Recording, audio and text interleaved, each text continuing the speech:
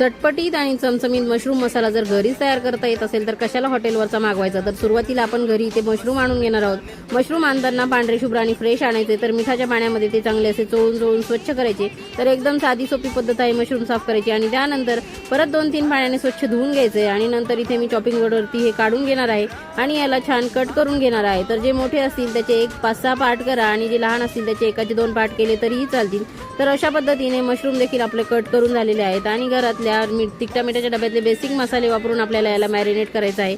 तर इथे बघा मी मशरूम कट करून डब्यात घेतलेले आहे। त्यामध्ये हळद, तिखट आणि मीठ टाकून घेणार आहे। तुम्ही लागलं तर थोडंसं फ्रेश दही सुद्धा टाकू शकता। जास्त आंबटवालं दही याला मॅरिनेट करायला वापरू नका।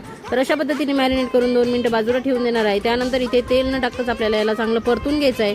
व्यवस्थित हे मशरूम परतून झाले की आपण एका प्लेटमध्ये काढून घेणार आहोत आणि त्याच सेम कढईमध्ये आपण याची ग्रेव्ही तयार करणार आहोत। तर इथे 2-3 पळ्या तेल टाकून घेतलेलं आहे। तेल चांगलं तापलं की यामध्ये खडे मसाले, मिरची टाकून घेणार आहे। त्यानंतर कांदा आणि काजू तसंच खरबुजाच्या बिया यांचं थोडंसं वाटण केलेलं आहे ते इथे टाकून घ्यायचं। ते आपण तेलामध्ये चांगलं परतून घेतल्यानंतर शिमला मिरची आणि टोमॅटोची प्युरी टाकणार आहोत। लसण अद्रक इथे जाडसर कुटलेलं आहे ते इथे टाकून घेणार आहोत। सर्व साहित्य व्यवस्थित आपल्याला मिक्स करून चांगलं एकत्रित करून परतून घ्यायचं आहे। आणि नंतर झाकण ठेवून 1-2 ते 3 मिनिटाची वाफ काढायची आहे। वाफ काढल्यावरती हा मसाला चांगला शिजला जातो आणि छान तेल सुद्धा रिलीज होतं याच्यातून।